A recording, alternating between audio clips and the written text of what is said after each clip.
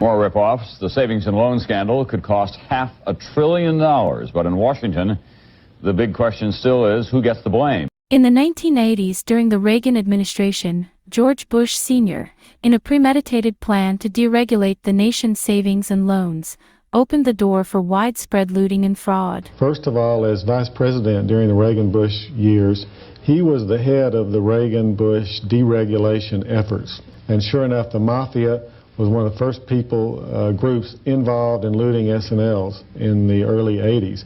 And the deregulation that Bush was in charge of did that. So you find a connecting thread here of arms to the Middle East and savings and loans. The ranking Republican said it's not the fault of Congress, it's the fault of states like Texas and California, whose banking regulations were not tough enough.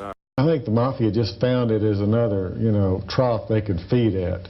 And I think they were in on it at the beginning when they knew what deregulation was going to do. And I make you a solemn pledge that we will make every effort to recover assets diverted from these institutions. Anticipate that we will seek them out, pursue them, and demand the most severe penalties to promote a brighter future for our children.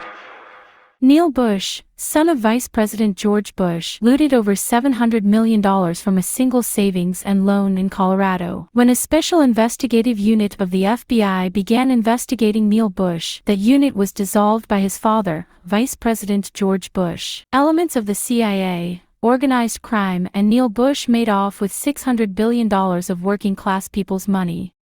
The media never said a word. If you don't have organization, if you don't have power, if you don't have clout, if you can't apply pressure, even the most dramatic thing you do can be twisted by the folks in Washington and made a benefit for those who already have all the power and all the money. Organization is the first law of civilization. If you're not organized in a civilized world, you just can't exist.